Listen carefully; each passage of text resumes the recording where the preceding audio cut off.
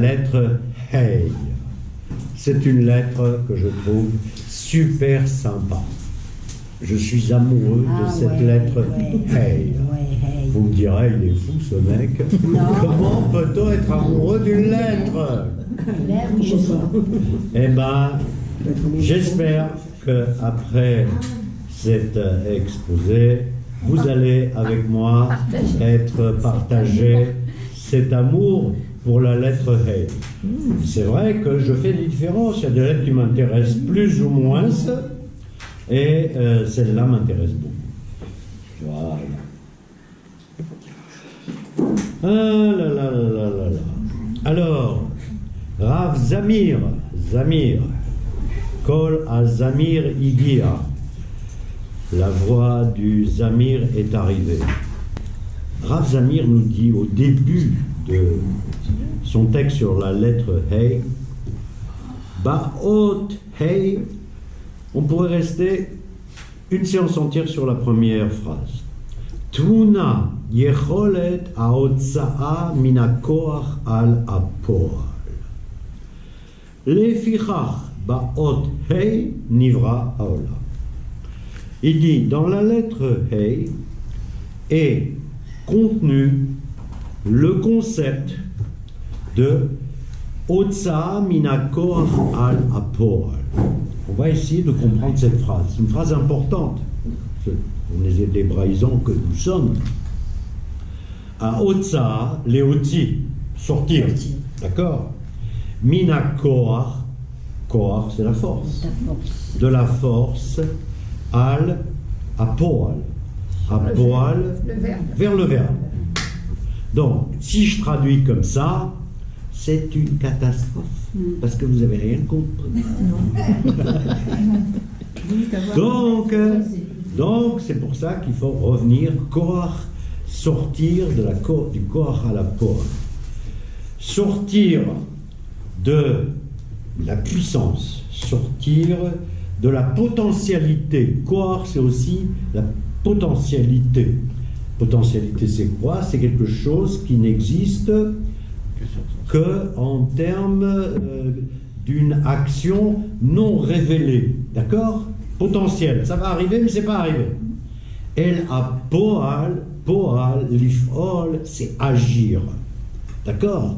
D'où le mot poel, par exemple. Poel, c'est un ouvrier. D'accord? Bien. Sortir de la potentialité vers la réalisation. Le poel, il agit. D'accord? Donc, en fait, ça signifie que c'est sortir vers koach à la poal, je ne sais pas comment bien le traduire, mais sortir vers la réalisation. C'est-à-dire que de la potentialité, c'est devenu réalité. D'accord? Pondre. Voilà. Comment tu traduis? Pondre. Pondre, c'est Yetzia Minakoa. D'ailleurs, on va le voir. C'est bien, Hubert. Tu as toujours des bonnes intuitions. Effectivement, on peut déjà dire, il y a le oubar, c'est-à-dire l'embryon qui est dans le ventre de la mère. D'accord? Et il y est, il n'est pas sorti. D'accord? Au moment où arrive la lettre Hey, le oubar, l'embryon, sort. De la potentialité d'un enfant, on devient un enfant, est sorti un enfant. C'est ça, l'otzi, sortir, d'ailleurs, elle sort, minakoach el apoal. C'est une expression qui revient souvent en hébreu. L'otzi minakoach el apoal. C'est-à-dire qu'il y a des... Voilà. Il sort de la potentialité. Il est presque là, mais il n'est pas encore là. D'accord? C'est, disons, la réalisation, la matérialisation. Voilà. La meilleure traduction que je trouve, c'est quelque chose qui se matérialise, qui devient matérialité, qui devient matériel. D'accord? Avant, il était virtuel. La potentialité, sortir de la virtualité vers la matérialité, ou vers le matériel plutôt. Qu'est-ce que ça veut dire? De quoi je vous cause là? De quoi je vous cause, moi? Eh bien, je vais essayer d'illustrer ça avec un passouk, d'accord, de la Torah. Quand Dieu a fini sa création, d'accord, au tout début de la Torah, on nous parle de la création. Et la création se termine par Yom HaShishi Vayochulu Hashamayim Va'aretz Vekol Tzva'am, sixième, voilà. Asher bara Elohim la'asot. C'est comme ça que ça se termine, ce passouk. Que Dieu a créé que ça sorte. Pour faire. C'est-à-dire, lui l'a créé, c'est à nous de faire. D'accord? Bien. Alors on pourrait dire, c'est très bien, la Torah, elle nous a expliqué la succession des jours, la succession des actions de l'Éternel, la succession des choses, des événements qui se sont passés chaque jour, jusqu'au 6e jour inclus, et le Shabbat, où Dieu, Shabbat Mikol Melachto, il a fait la grève. Dieu a fait la grève. Il a le droit de faire la grève. Hein? Quand on travaille 6 jours à fond la caisse, on fait la grève. Le 7e jour. Voilà. D'où vient le mot Shvita. Shvita. Nous allons revenir à la lettre E. Pourquoi est-ce que j'ai dit que, en fait, la lettre E, c'est une forme de matérialisation d'une potentialité, d'une virtualité? Eh bien, il y a le passouk qui arrive aussitôt que on a terminé avec la description de la création. Qu'est-ce qu'on fait quand on a terminé avec la description de la création? On recommence. Dans la Torah, on recommence et on fait une espèce de synthèse de ce qui s'est passé les 7 premiers jours. Et c'est marqué El toldot hashamayim ve'haaretz behi baram. Je continue. Beyom asot Hashem beyom asot Bereshit. Le jour où Hachem a créé, a fait Bereshit. Marrant ça, hein? Beyom asot Bereshit. C'est pas tout à fait le passouk, mais l'idée est là. Lorsque Dieu, ce jour-là où Dieu a fait Bereshit. On va revenir à la deuxième partie de la phrase. Dieu, ce jour-là, a fait Bereshit. C'est bizarre ça. Ça veut dire que, quelque part, tout a été créé en un jour. Dieu a fait Bereshit en un jour. Et Rashi nous le dit. Rashi nous dit, en fait, Hachem, il a tout créé le premier jour. Voilà. Vous croyez que ça a été fait en 6 jours? Eh ben, non. Ça a été fait en un jour. Mais les choses se sont décomposées pendant les 6 jours qui ont suivi. Mais en fait, non, 6 jours. Une fois que se sont passés les 7 premiers jours de la création, dont le Shabbat, dans la Torah est faite une synthèse. C'est après. D'accord. Tout a été créé. D'accord. Ok. Beyom asot Bereshit, le jour où Hachem a fait Bereshit. D'accord? Donc en fait, Rashi nous dit, Dieu aurait pu tout créer le premier jour, et en fait, bon, il nous a filé ça pendant 6 jours, mais tout aurait pu être créé en 6 jours. C'est déjà en un jour, ce qui est quand même une chose intéressante. Alors, et avant, c'est marqué « Et les toldot hashamayim va'aretz behi baram ». Voici quelles sont les générations ou le déroulement. Toldot, c'est les générations, c'est la généalogie en fait. Vous savez qu'il y a une paracha qui s'appelle Toldot. Hein, donc c'est la paracha de la généalogie. La généalogie, la création. Voilà. Et là, ce sont les Toldot des cieux et de la terre, Behi Baram. Behi Baram, on pourrait traduire par voici le déroulement de la création des cieux et de la terre lorsque ils furent créés. Behi Baram. C'est une phrase compliquée, ça. Hein? Behi Baram. Lorsqu'il les créa. D'accord? Lorsque Hachem les créa. Mais en hébreu, le He les a créés, ou les créa, c'est Be. On nous le dit, les Chachamim nous disent, à commencer par Rashi, Behei Baram. C'est-à-dire, il les a créés par la lettre Hey. J'avais terminé le dernier cours là-dessus, et ça me permet de rebondir sur le même passage. Voilà. Behei Baram. C'est avec ou par la lettre? Hot Hey. Avec la lettre Hey, qui est dans le Shem Havaya, qui est dans le Shem divin. Yud, Hey, Vav, Hey. Alors, on pourrait dire, il y a un Yud, et il y a deux Hey, et il y a un Vav, avec lequel des Hey, il l'a créé. Oh, comment dirais-je, à ce stade, importe peu, d'accord, importe peu. Ce que l'on sait, par contre, c'est que là, dans le Shem Hachem, la lettre Hey est majoritaire. Bah oui. Puisqu'il y en a deux, il y a un Yud, il y a un Hey. Donc, est-ce que c'est là le deuxième lettre de Yud Ke Vav Ke, ou est-ce que c'est là Yud Hey Vav Hey, ou est-ce que c'est la troisième lettre? Ça, on verra. Donc, Rashi nous le dit, avant lui, dans le Zohar, on nous dit la même chose.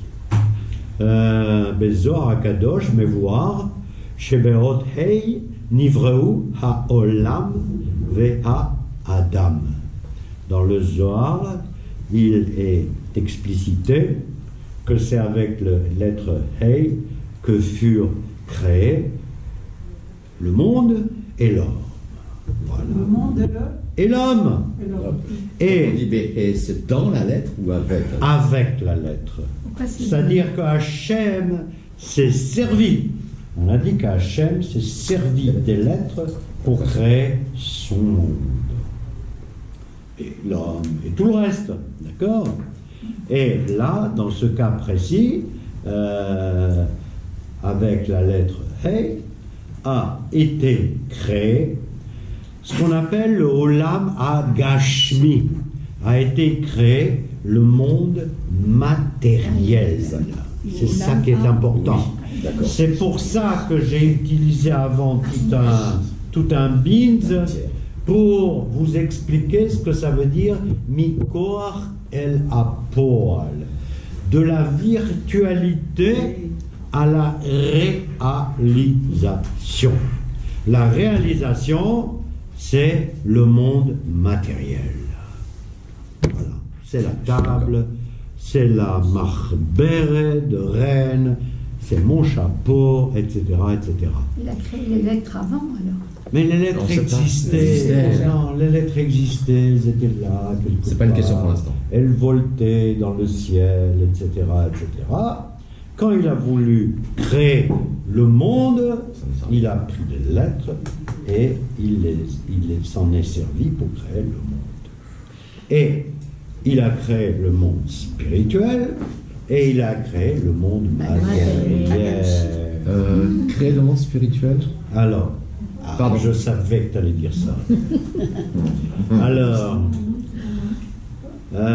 d'abord, comment on dit en hébreu, puisque je vous ai parlé de Olam HaGashmi, Gashmi, Gashmi, comme Geshem, Gashmi, Gashmi, c'est matériel. Hein? Et Olam. Il y a un autre mot qu'on pourrait dire, c'est Chomri, Ah, vient de Chomer. Chomer, c'est la matière. Tiens, c'est très bien ça. Ok, Gashmi. Quel est l'inverse de Gashmi? Hein? La matérialité et la spiritualité, comme on dit. Comment on dit? Je vais toujours causer. Hein? Emouna. Ah, c'est Emouna. Non, c'est la foi. Arouchani.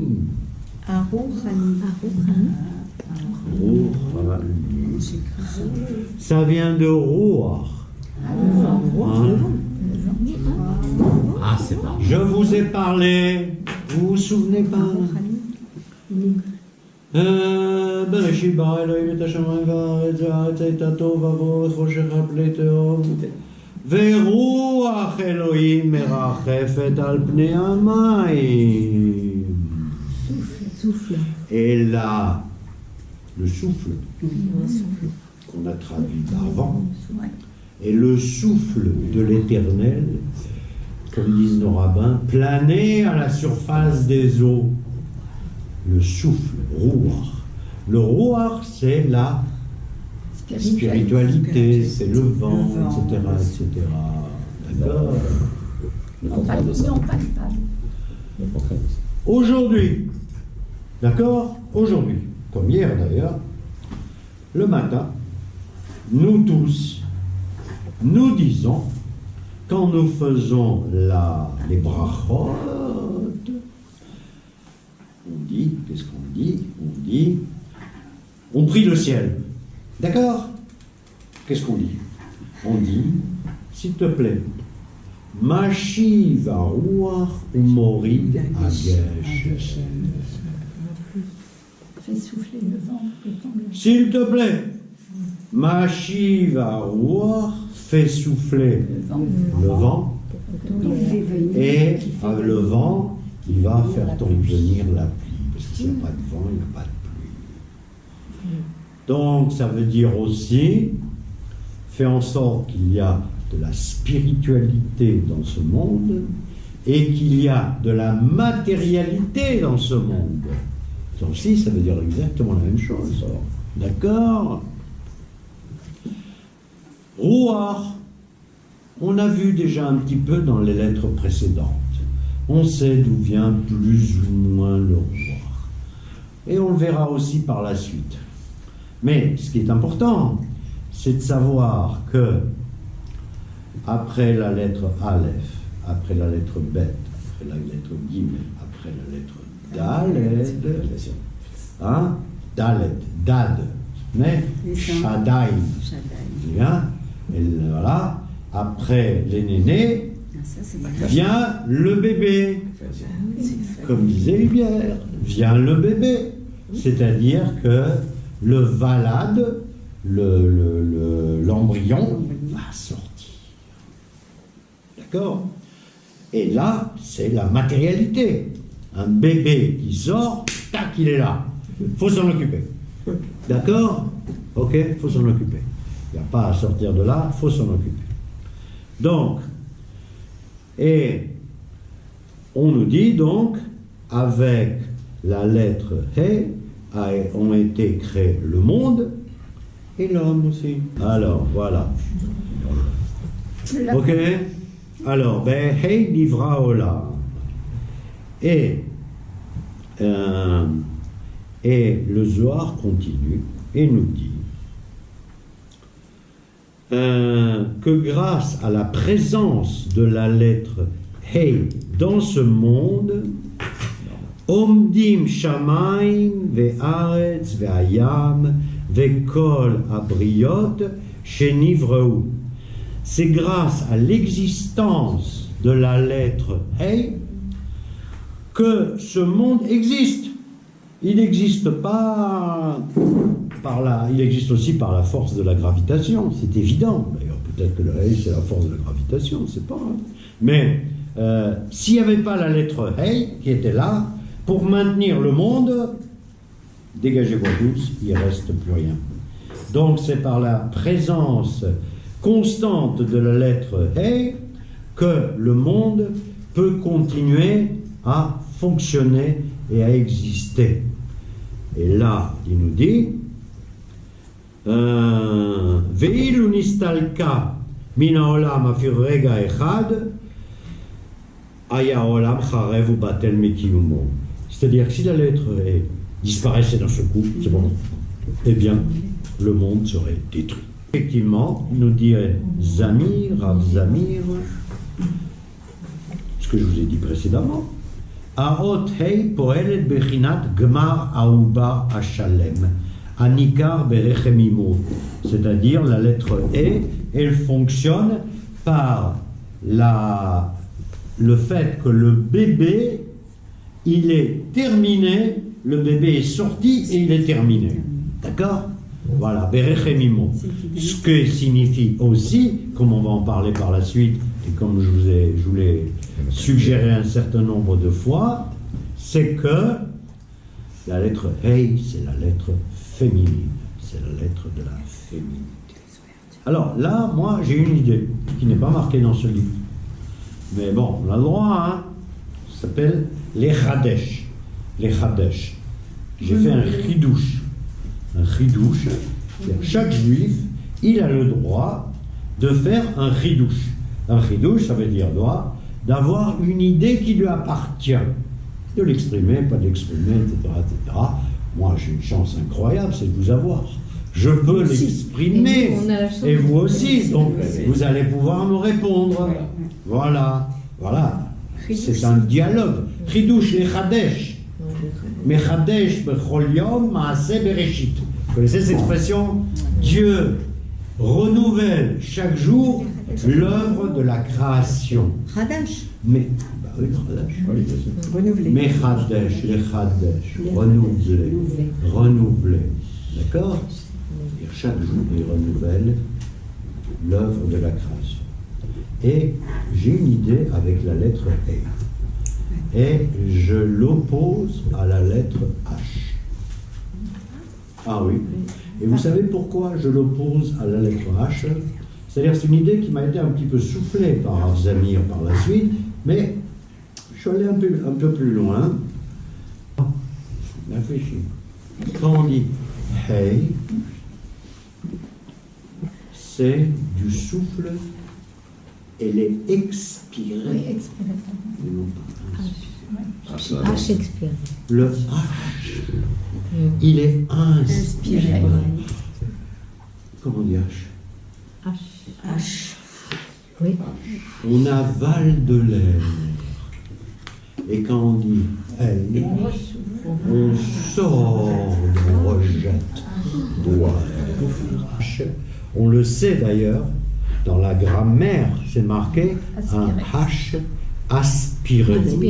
On ne dit jamais un H expiré. Muet. Muet. On dit un H muet. Voilà. Hey. Quand je dis hey, je fais, vous voyez, ma tête va vers l'avant. Je souffle. D'accord? Je souffle. Et je dis, et je sors le H, le E, accent aigu, et le I. Hey. C'est comme ça qu'on dit hey. Je dis pas head, je dis hey. D'accord? C'est le son qui vient. Or, je fais quoi là? Je fais du vent. Je fais du vent. D'accord? Et je sors de la virtualité qui est en moi vers le monde.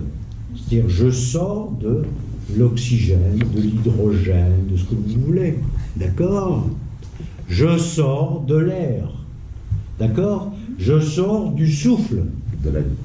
D'accord? De l'intérieur, je vais vers l'extérieur. C'est ça que je voulais vous dire. D'accord? Quand on fait, c'est ça qui m'intéresse, moi. Je n'ai pas l'impression de sortir du souffle. Quand je fais, je sors du souffle. D'accord? Donc, j'en tire comme conclusion provisoire, puisque c'est jamais qu'un chidouche, que prononcer la lettre Hey, on va le voir d'ailleurs un petit peu par la suite, c'est nous-mêmes souffler. On souffle. C'est-à-dire, on produit des choses matérielles. C'est-à-dire que s'il y avait ici une bonbonne, si on te dit soufflez dans le ballon, d'accord? Je souffle dans le ballon et le ballon se remplit. J'ai sorti quelque chose du dedans au dehors. Or, sortir du dedans au dehors, du monde virtuel au monde réel, c'est bien la fonctionnalité de la lettre H. C'est ça que je veux dire, rien d'autre. D'accord?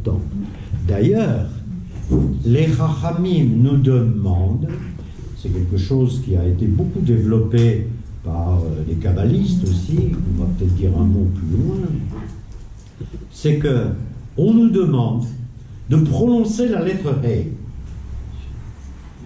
Quand on parle en hébreu, il faut faire un effort pour la prononcer. Et nous autres, même vous qui venez d'Afrique du Nord, vous avez du mal à prononcer la lettre He. Si tu vas chez les Yéménites, moi j'y suis assez souvent, chez les Yéménites, eux, ils prononcent tout. Et le Hey, mon Dieu, tu l'entends. D'accord? Tu l'entends. Nous, on l'entend, mais un petit peu. Et sans doute pas assez. D'accord? Pour parler correctement l'hébreu, il faut prononcer la lettre Hey, c'est-à-dire il faut expirer. D'accord? Je t'en prie, Reine. Voilà, j'ai entendu des Israéliens, enfin même mes enfants qui sont d'origine mais qui ne parlaient pas l'arabe, quand je les entends parler, pour dire lui, il dit où. Moi je dis où. C'est une catastrophe. Voilà, et plusieurs gens, j'ai entendu des Israéliens dire où. C'est une catastrophe. Ça, attends, mais ce que tu dis là, Bezrat Hashem Yitbarach, on va en parler plus loin. Ouais. Ce que tu viens de dire, sur la nécessité de dire who, le he, elle, ok, non pas elle, non, he, who, ok. Il y a déjà Ani, Ata. Là, c'est pas la peine de le dire, parce que c'est d'accord. Mais pour distinguer l'autre du soi-même, eh bien, on a besoin de prononcer who. D'accord? C'est-à-dire que je te crée en fin de compte. Quand je dis voilà. Il y a une certaine existence, effectivement, qui est attribuée à l'autre. La lettre He nous dit Zamir. J'adore ce mot, Zamir. Il faut qu'on le rencontre. La lettre He est une lettre. Écoutez-moi, attends, c'est incroyable, attends, mais on va pas faire 3 cours sur la lettre He. Hein? On adore t'écouter. Non, mais moi j'adore pas me répéter. D'accord? La lettre He est qualifiée par Rav Zamir Cohen comme Adina et Nekvit. Alors, il dit la lettre He, c'est une lettre Adina. C'est une lettre douce. Non, pas simple. Douce. Adine. Macho Adine. Venekvit, minekeva, et féminine. Elle est féminine. T'as fini de répéter ce que je dis? Non, mais qu'est-ce qu'elle a? Au piqué! C'est une lettre Adina et Nekvit. A Mevata Tetaisha, qui symbolise la femme. D'accord? La lettre Hey, c'est une lettre qui symbolise la femme. Ça, c'est la lettre He. Maintenant, comment est composée la lettre He? La lettre He, en fait, c'est un dalet. Non, c'est pas un dalet. Pas de rêche. C'est un dalet. Et un C'est pas tout à fait jusqu'au bout. C'est un petit peu avant le bout. D'accord? Si c'est avant le bout que descend la ligne verticale, eh bien, ça signifie qu'il y a un petit bout qui est derrière. S'il y a un petit bout qui est derrière, on peut davantage comparer la lettre Hey, c'est-à-dire une partie de la lettre Hey, plutôt au Dalet Korash. Donc, mais ça n'a pas d'importance. Dalet Et le va. et Yud. Et un Yud. Il n'y a pas de Vav. Dans la lettre, dans Hey, il y a un Yud. Il y a un Tchoupchik. Ouais, mais ça Attendez, oh, je suis en train d'expliquer quelque chose. Allah, intervenez quand il y a lieu d'intervenir. La lettre Yud. Quand vous écrivez dans des outilliotes calligraphiques, comme dans un cibourg, la lettre Hey, comment l'écrivez-vous? Je vais vous montrer. Vous l'écrivez comme ça. Voilà. Tout le monde voit. Tout le monde voit. Tout le monde voit. Qu'est-ce que vous venez de voir? Si c'est Dalet. un va, Non, non, il toucherait non. l'eau. Qu'est-ce que vous venez de voir, Hubert? Dalet, Yud. La lettre est Yud. Bien. Moi, je viens. Non. Qu'est-ce que vous venez de voir? Dalet et Yud. Non. Hey. Rêche. Hey. Non. Bah oui. J'ai vu Hey. On peut le revoir? Un vav vertical, un vav horizontal. Non. On peut le revoir? Faites voir alors. Non. Non, mais il va dire quelque chose. Il faut qu'on Ah, mais j'ai des réfléchisse. choses à vous Il dire. faut réfléchir. Ouais, Non, ouais. si je vous dis non, c'est pas pour rien. Non, non, C'est pas pour vous Non, contredire. non, pas du tout. Vous avez vu la lettre Dalet et un Yud renversé. Oui. Oui. Mais renversé, Correct. c'est ça qui est important. C'est que le Yud est la tête en bas. Oui, c'est vrai. Oui, bien sûr. Ouais. Quand vous lisez la Torah et que vous regardez dans un Sefer Torah, Le Yud, ça fait un Dalet. mais oui mon chéri, c'est bien ce que j'ai dit là. Oui, oui. T'as un Dalet et un Yud inversé avec la tête en bas. La même, mais pas de pétrole kachaya, on m'accorde. Ma Torah là, un bébé. Ma machlo batsomane. On écoute.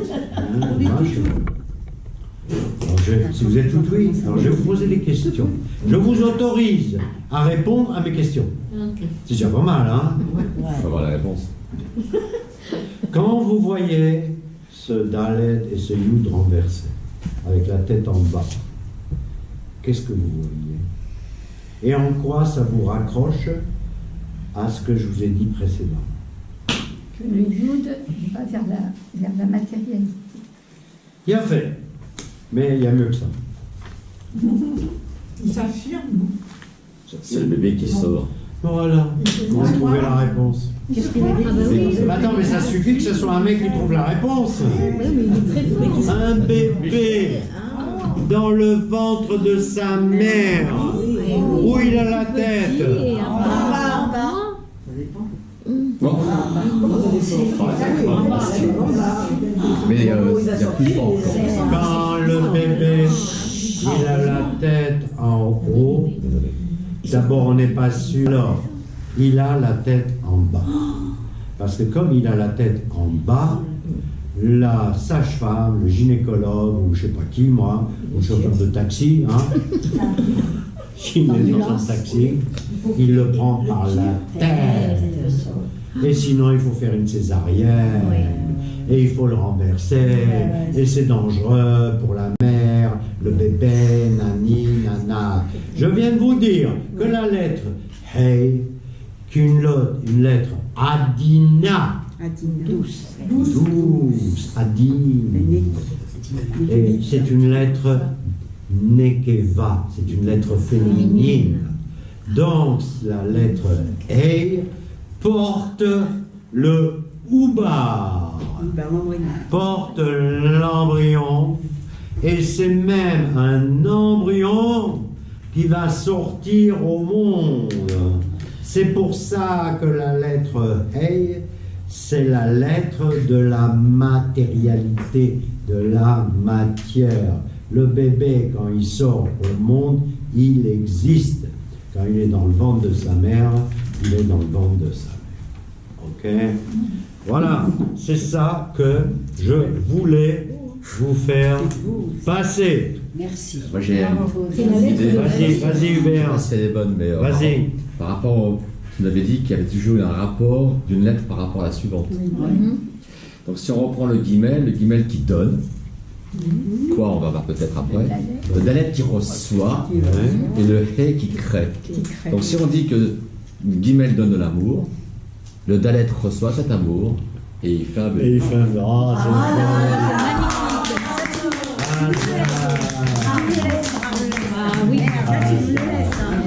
Voilà.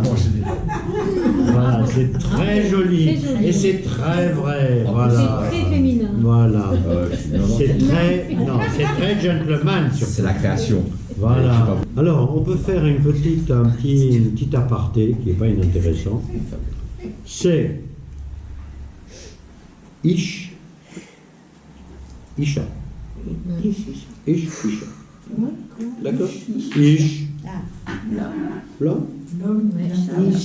Isha.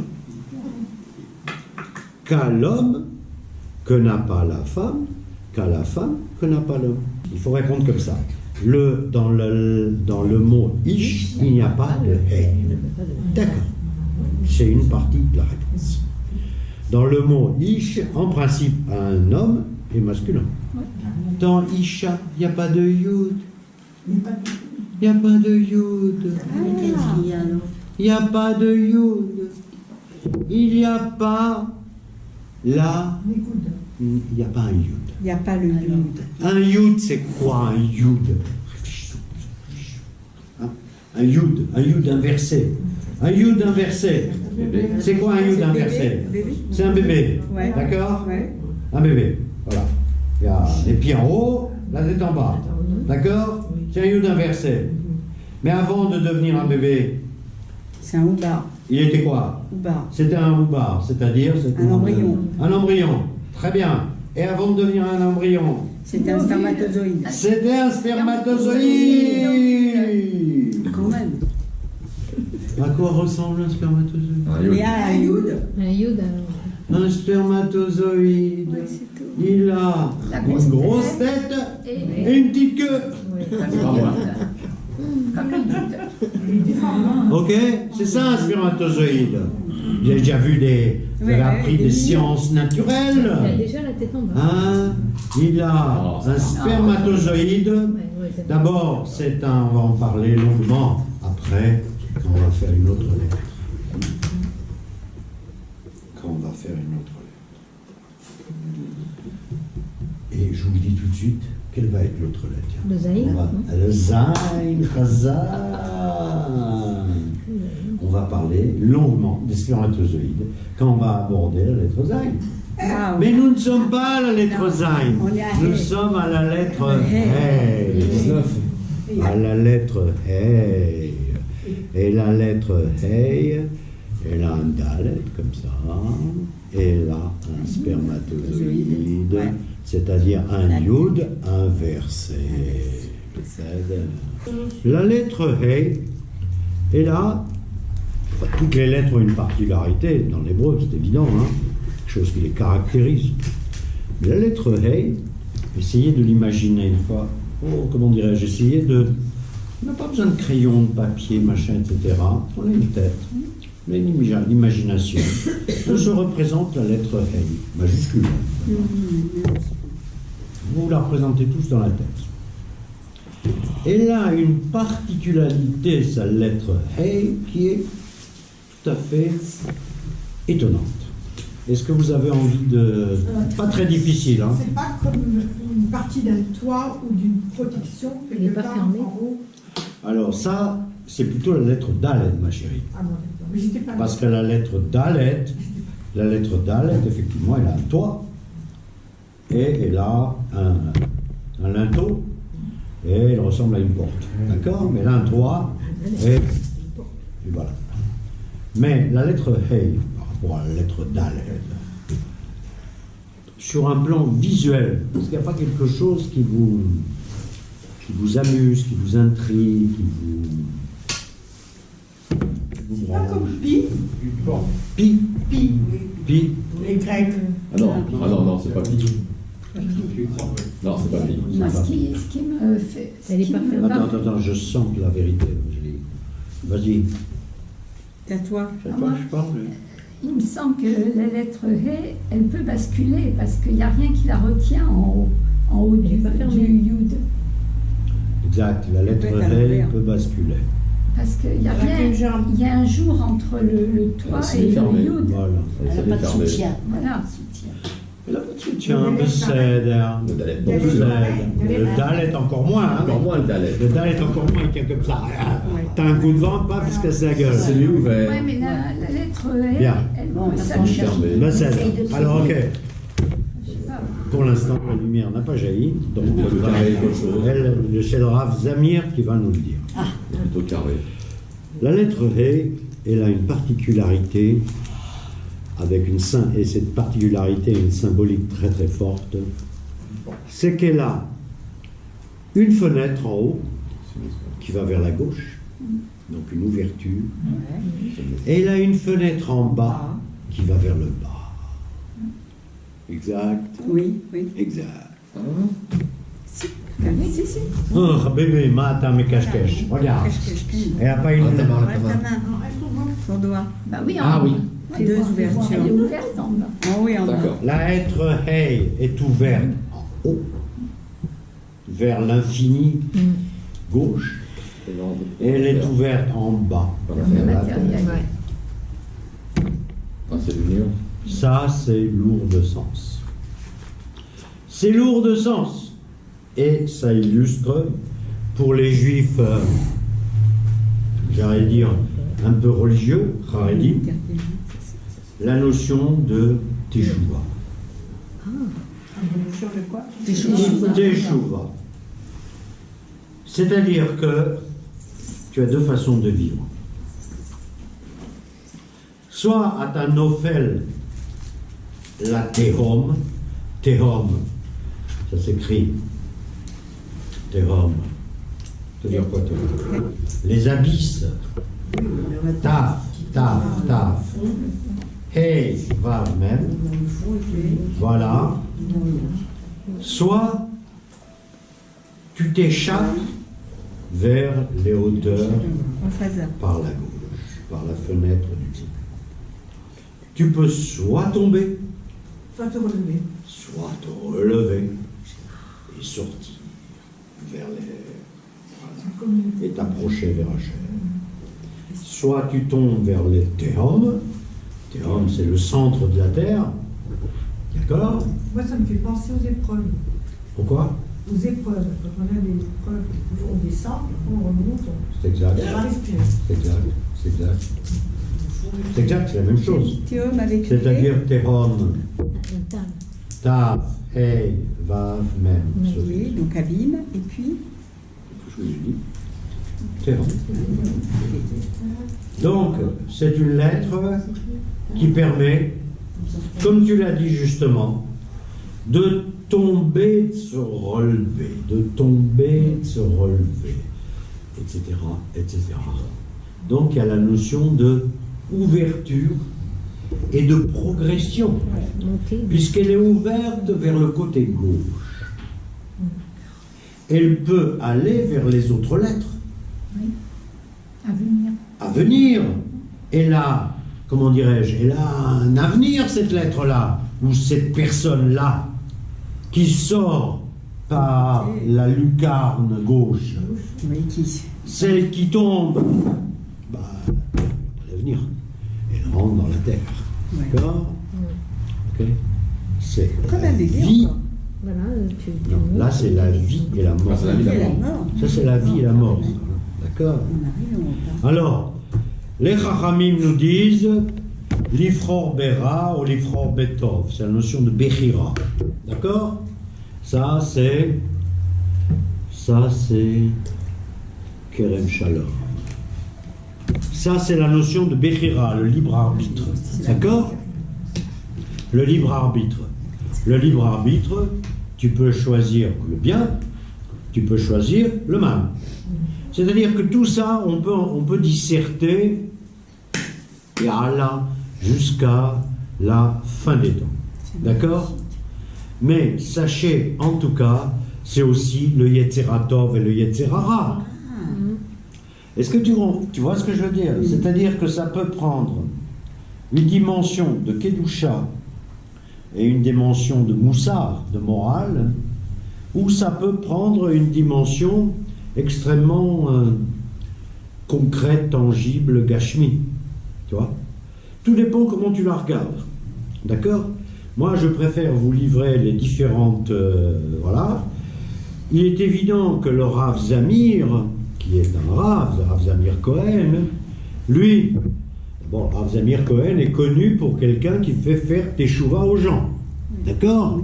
Il se balade, il cause, il fait des conférences, il est très brillant, tout ce que tu veux. Voilà. Moi, c'est pas mon truc.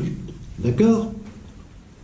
De ce côté-là, je serais plus... Je vais faire une petite parenthèse là, qui n'est pas inintéressante.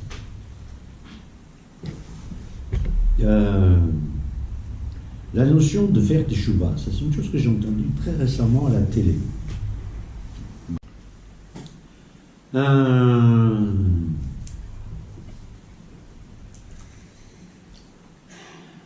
savez que Rav Steinman, Zecher Tzadik Kadosh Livracha, est parti dans un monde chez Kulo Tov, qui est tout bien.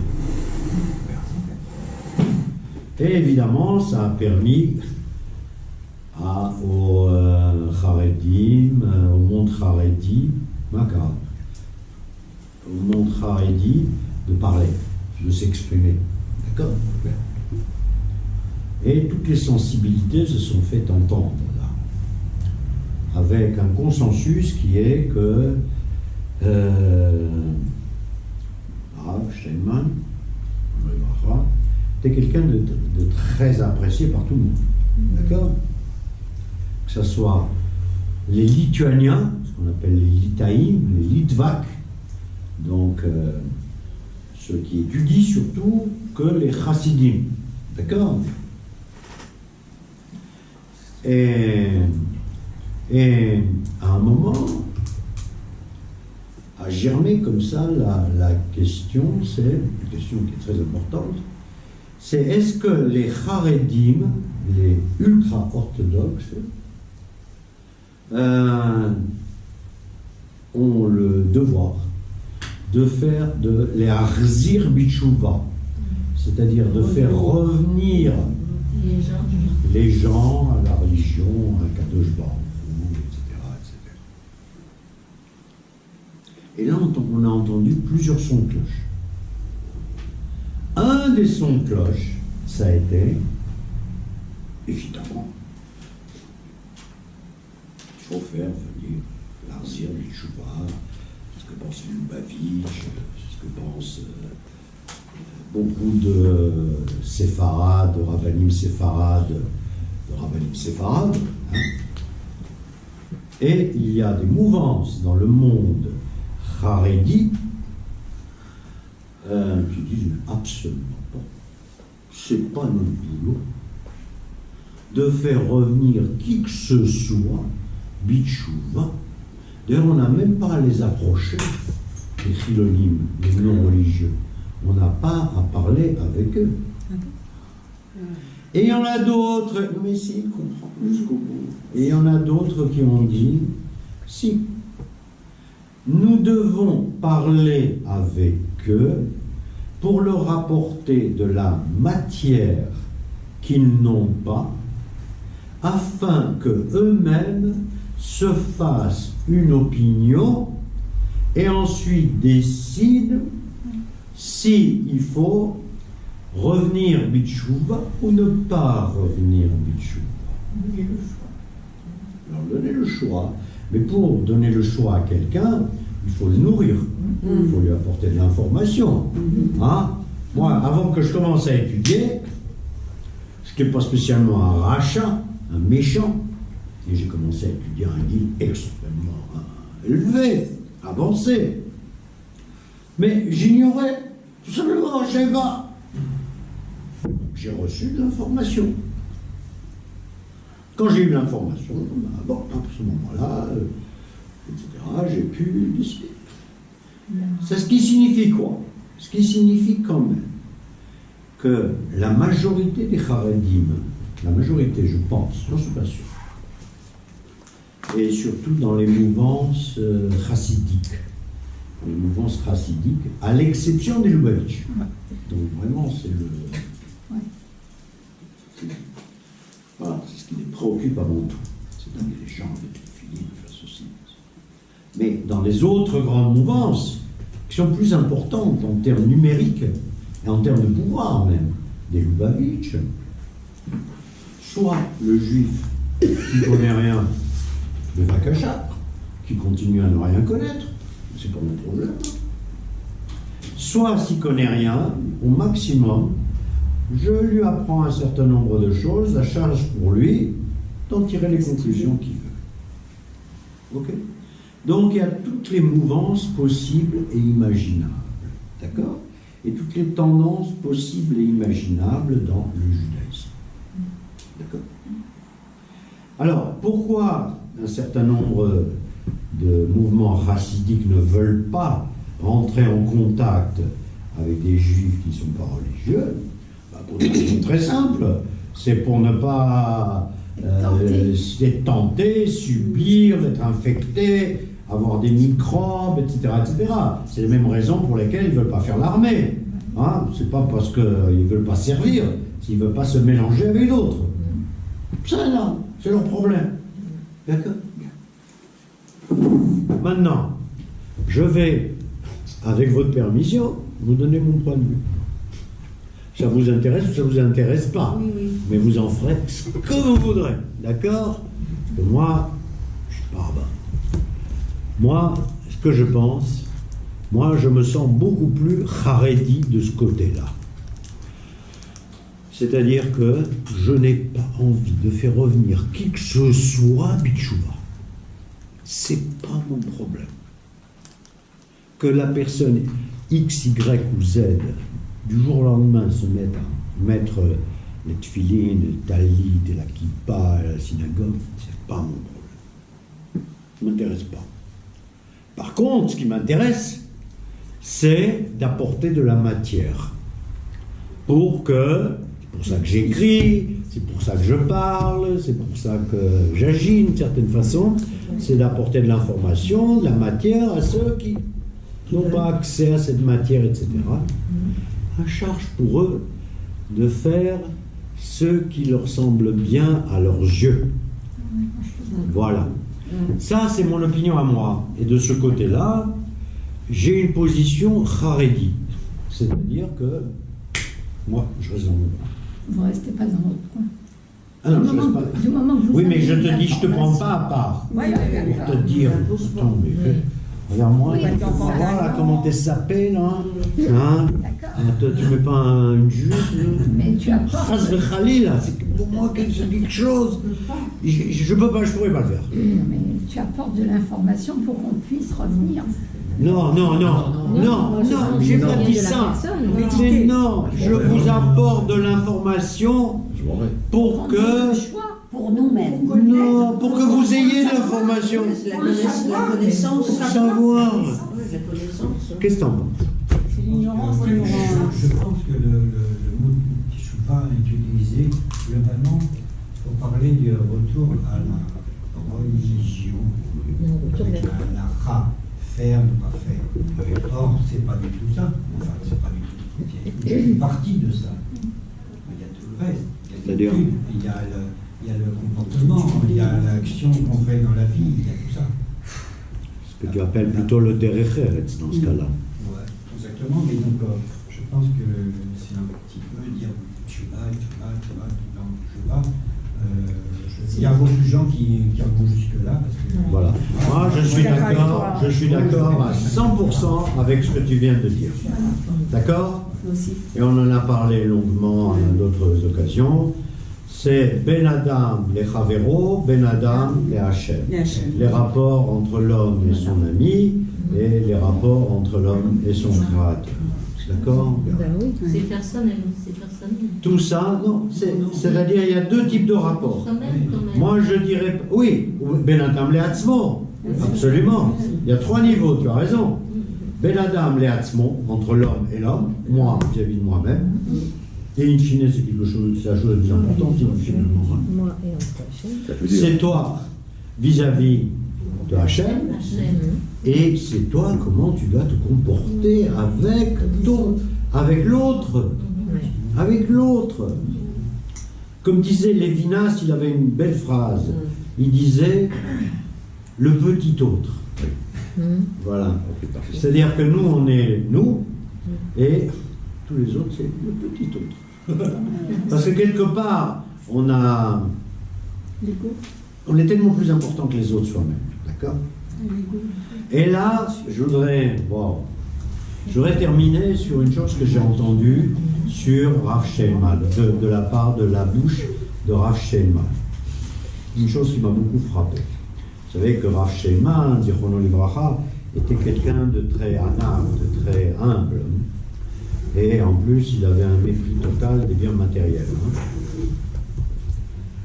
Eh bien, il n'y avait pas que ça.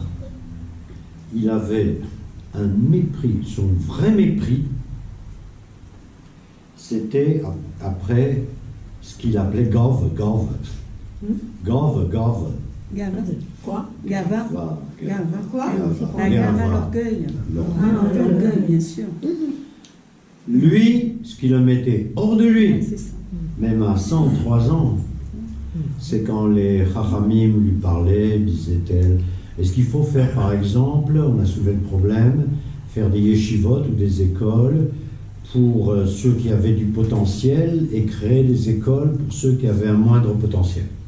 On lui a posé des questions là-dessus. Donc ne pas mélanger les torchons et les serviettes.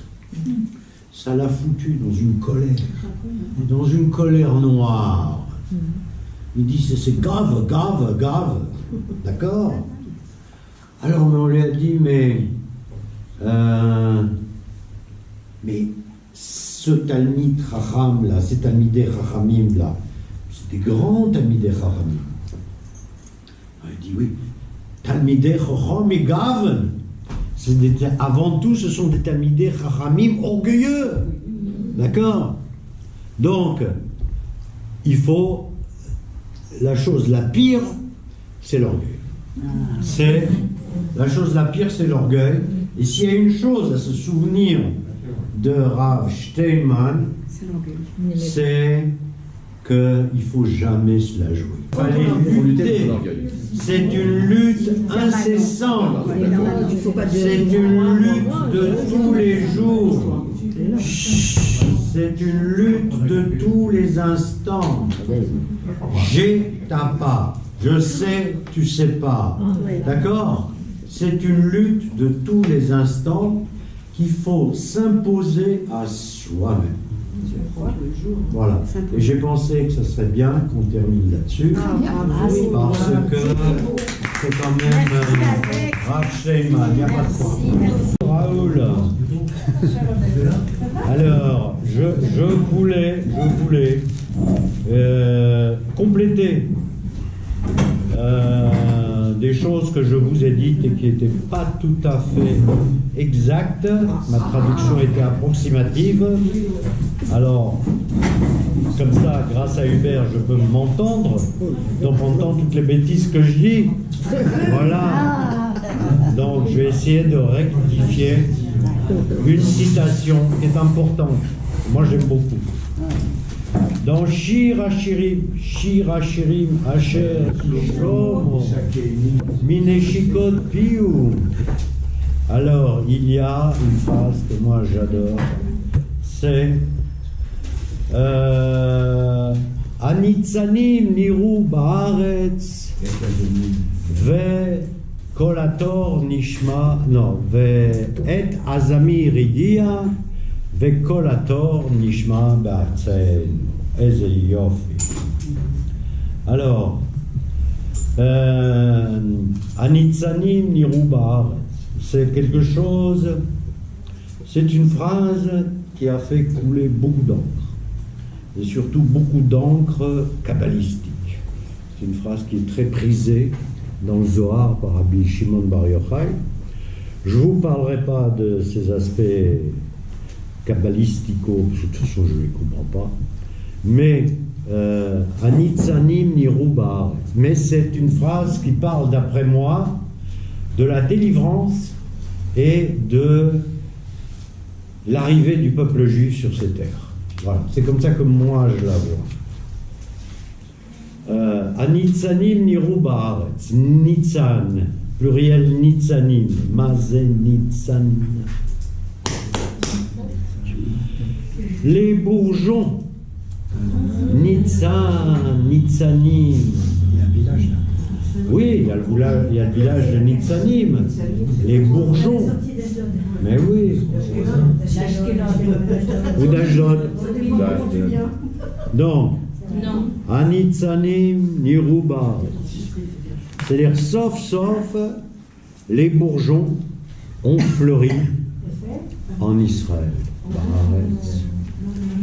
Et Azamir Igia, le temps de. J'arrive pas à me foutre.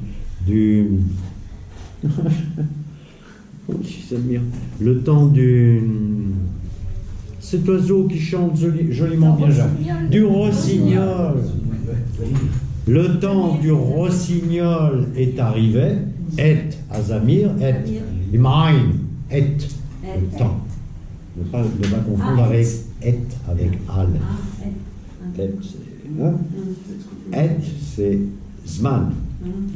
Le temps du rossignol est arrivé. Vekol ator nishma be'artzeinu. Et la voix de la tourterelle est entendue sur notre terre. Tor. On l'a vu. Donc on l'a vu, ouais, Tor, tourterelle. La voix de la tourterelle. La tourterelle, Nishma est entendue. Voilà. Pourquoi je vous répète cette phrase? Parce qu'à cause du Rav Zamir, parce que je n'arrivais pas à me mettre dans la tête le mot de rossignol. C'est un mot que je n'utilise pas tous les jours. Ah oui. Tor, comment on écrit Tor avec un tête. Tor. Des fois, avec un taf, je ne sais plus. Oh là là, tu me compliques la vie. Hein. On va faire ça. Non, c'est mieux pour le Comment programme. dire au signal? J'ai même mis sur mon portable la très belle explication d'un passage du Zohar. Bon, je vais vous dire 2-3 mots là-dessus, hein, ça n'a pas de rapport direct, mais puisque c'est là. Donc c'est un passage du Zohar, donc Mi'et Rabbi Shimon Bar Yochai. C'est Rabbi Shimon Bar Yochai qui parle dans le Zohar. Donc Anitzanim Niru Ba'aretz, Et Azamir Igia, Vekol Ator, Tof, Tor avec Taf. Alors il faut savoir que le mot Tor, en araméen, ça veut dire aussi Shor. Hein? C'est aussi le taureau, mais en araméen, Tor. Alors, Rabbi Shimon Bar Yochai nous explique que, en fait, à Nitzanim, Niru Ba'aretz, les bourgeons apparaissent, c'est Maaseh Bereshit. Il est évident que les bourgeons apparaissent au commencement. C'est un symbole de commencement. Hein, de commencement, mais pour l'homme, il dit en fait les Nitzanim, il appelle ça Reshit Derech HaRuchanit. C'est-à-dire que, comme pour la terre, c'est le commencement ou le recommencement, pour l'homme, c'est le commencement de sa voie spirituelle. Hein, c'est comme ça qu'il voit ça. Hein. C'est lui qui le dit. Hein. Voilà. Et il dit Niru Ba'aretz. Qu'est-ce que ça veut dire Niru Ba'aretz? Alors il dit Zemesamel est pour Peulat aboré à la nivra. C'est-à-dire, cela symbolise l'action du Créateur sur les créatures, sur ce qui est créé. D'accord? Donc, les Nitzanim Niru Ba'aretz, c'est les 6 jours de la création où ça bourgeonne, ça pousse et ça crée et ça apparaît. D'accord? Un bourgeon, par définition, c'est quelque chose qui naît. Mais en fait,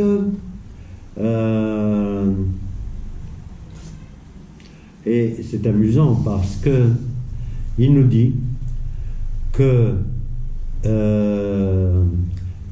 Nitzanim mitgalot beratzon shel anivra.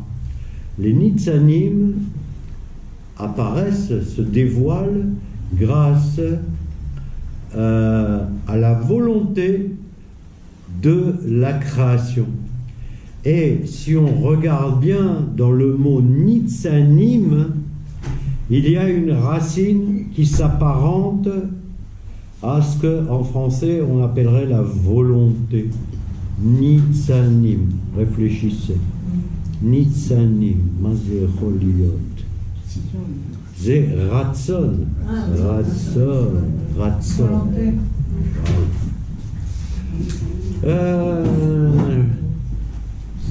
Moi, ça me fait penser à, peut-être que je suis loin de tout là, ça me fait penser à une des prières de Rosh Hashanah. On parle de la branche et de la branche, la renaissance reviendra des choses entre guillemets mortes. Non, ça c'est ce dont tu fais allusion. Il me semble que c'est plutôt Triyat Ametim. C'est la renaissance des morts. Non. Dans ce cas précis, c'est tout simplement une notion de volonté. De volonté.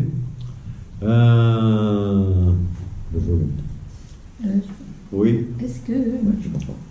Est-ce que ça a un rapport avec le fait qu'il est dit quelque part, je ne me rappelle plus où, que tant que le peuple d'Israël, tant que le peuple juif ne reviendra pas sur la terre, il n'y a aucune...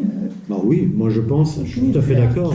Je pense que tu as parfaitement raison, et c'est pour ça que je relis ça à l'arrivée du peuple juif sur sa terre, c'est que c'était ici une Eretz Shomema. Shomema, ça veut dire une terre sur laquelle il n'y avait rien. Il n'y avait rien, rien ne poussait. Quand rien ne pousse, il n'y a pas de Nitzanim, rien ne bourgeonne. Or, quand ça commence à bourgeonner, qu'est-ce qui se passe? Il se passe que on revit d'abord, mais la nature, elle se fait entendre. Il y a les sons qui arrivent. Quels sont les sons? C'est le son du zamir. Le rossignol, il fait entendre sa voix. Parce qu'il y a des feuilles, il y a des branches, il y a des bourgeons, etc. D'accord? C'est-à-dire, quand les Nitzanim, quand les bourgeons sont là, et azamir igia. Les bourgeons sont là. Ça signifie quoi? Ça signifie qu'il est temps, le temps pour le zamir, pour le rossignol d'arriver. Sinon il ne peut pas arriver.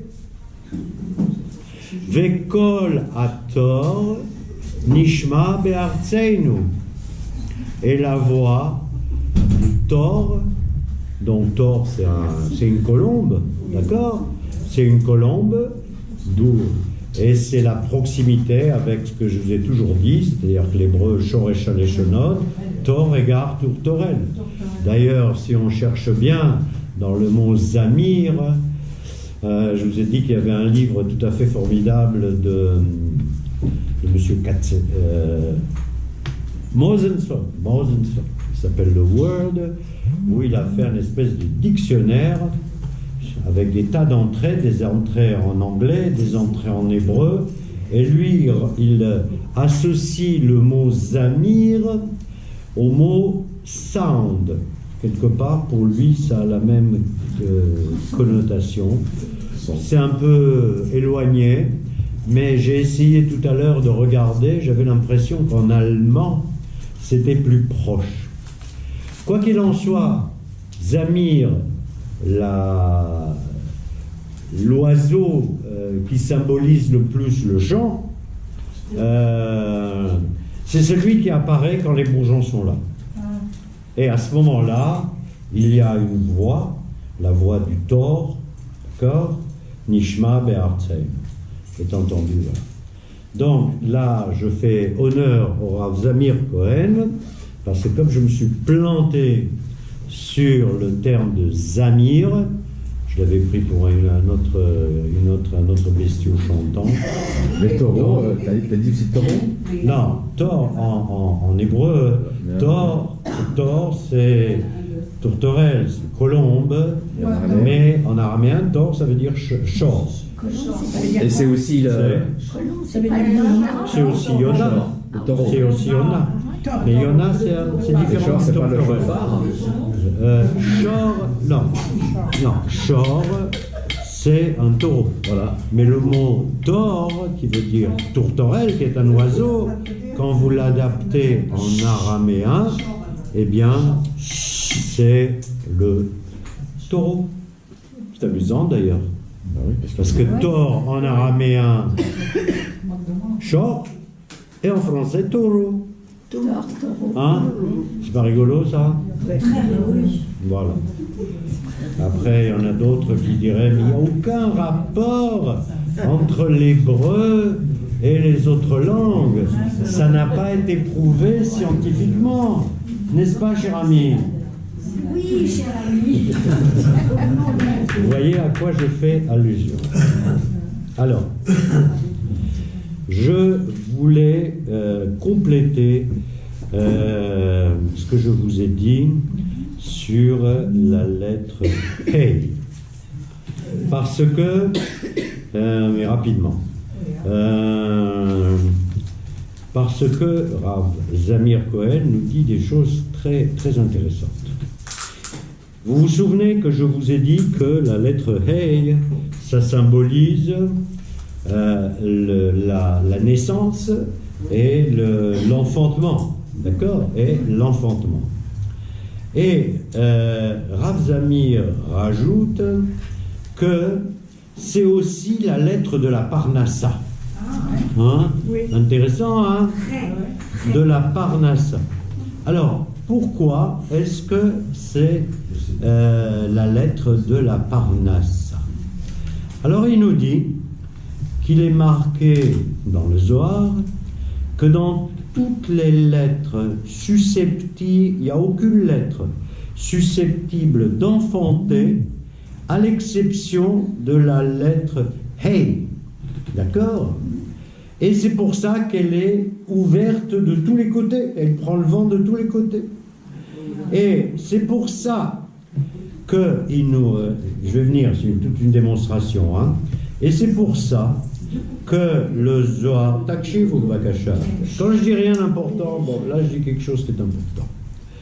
Et c'est pour ça qu'il est important de toujours bien prononcer la lettre Hey. Je vous avais dit ça pour le Dalet déjà, en faisant bien attention de ne pas confondre le Dalet et le Resh.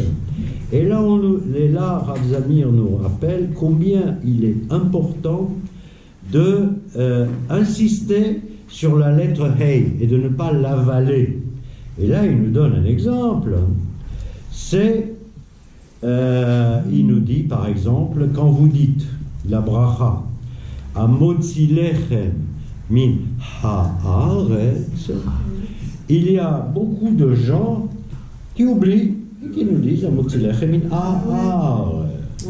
Et non, il faut dire Amotzi lechem min haaretz.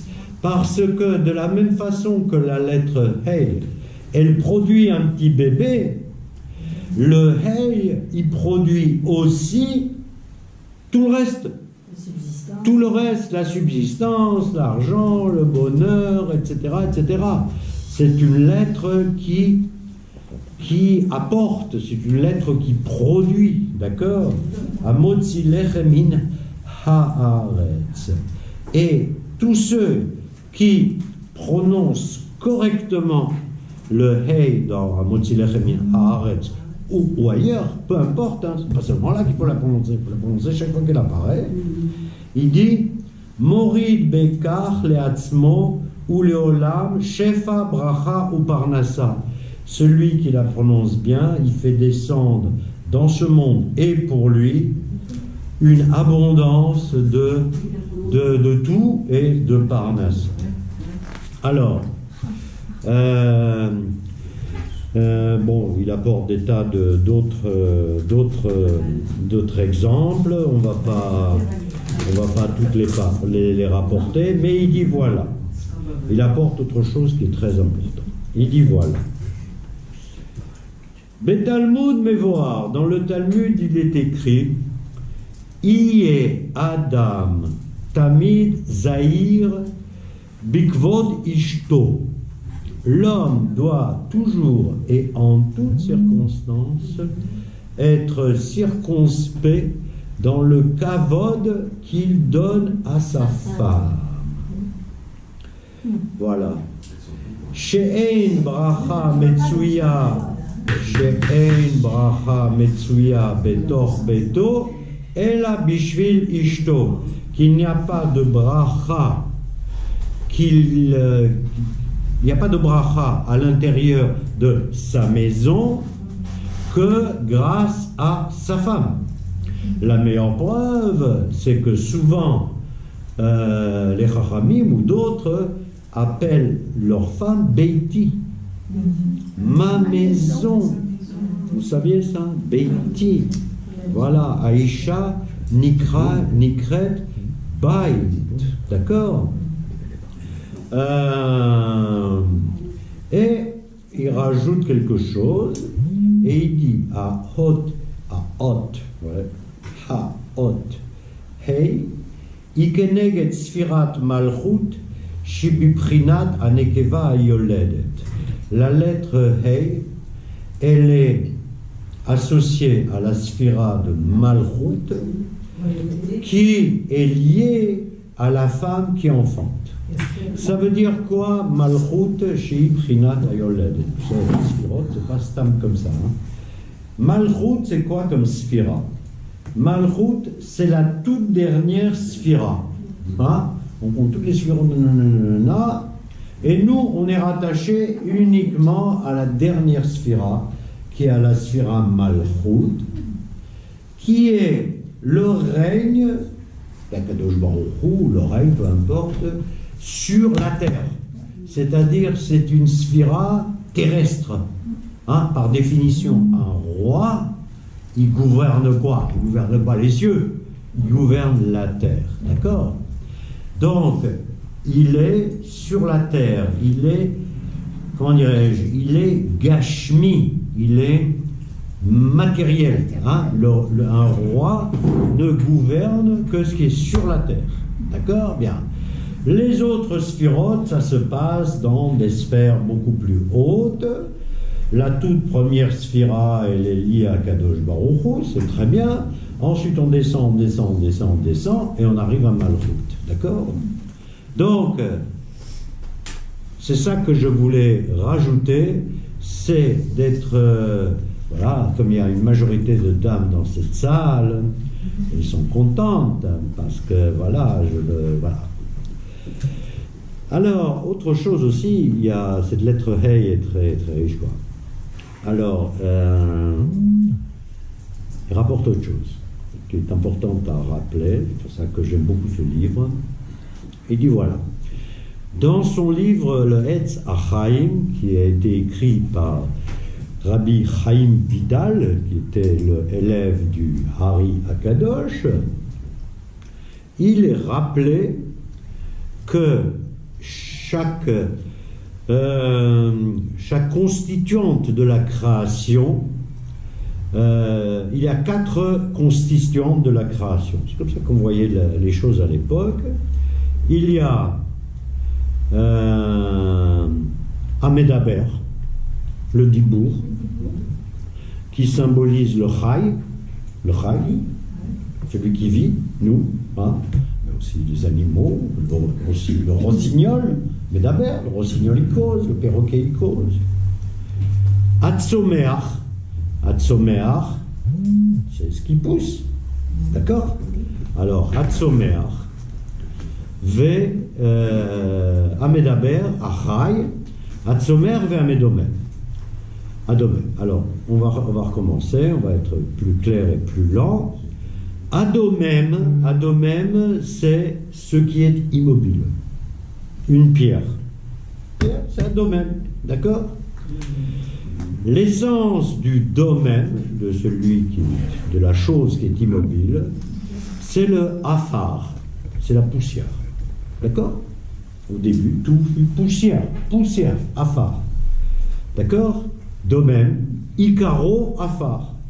Sa substance, c'est la poussière. Atzomeach, comme on avait dit, Anitzanim, Niru Baaretz, les bourgeons. Qu'est-ce qu'il faut pour qu'il y ait un bourgeon? Il faut de l'eau. Hein? Ikaro Maim, son essence est l'eau. Achai, le vivant, je vous ai dit une bêtise tout à l'heure, mais c'est pas grave. Achai, Ikaro Ruach, celui, le vivant, son essence, c'est le vent, c'est le souffle. D'accord? C'est le souffle. Ve Amedaber, et celui qui parle, d'une façon assez paradoxale, il dit Ikaro Esh. Son essence, c'est le feu. Alors, je vous ai dit une chose qui est inexacte par rapport à ça, mais n'est pas tout à fait inexacte. Alors, on va oublier ce que je vous ai dit. Je vous ai dit que... peu importe ce que je vous ai dit. Donc, Amedaber, c'est le feu. Pourquoi Esh? Quel rapport il y a entre la parole et le feu? Eh bien, on s'en rend compte quand on regarde les mots Ish et Isha. Ish et Isha. Dans les deux, il y a Ish, Esh, Isha, Esh, le feu. Alors, mais à Isha, on a rajouté cette lettre féminine et machin qui est le Hey, qui symbolise la Bina. Donc je vous ai dit la dernière fois que Isha, c'est la Bina, c'est la compréhension. Et Ish est rajouté la lettre Yud. Yud, c'est la Chochma. D'accord? C'est pour ça qu'un homme, mitzvah sur l'homme, l'ilmod. D'accord? Pas mitzvah sur la femme, l'ilmod, bien que si elle a envie, elle étudie, mais mitzvah pour l'homme, l'ilmod.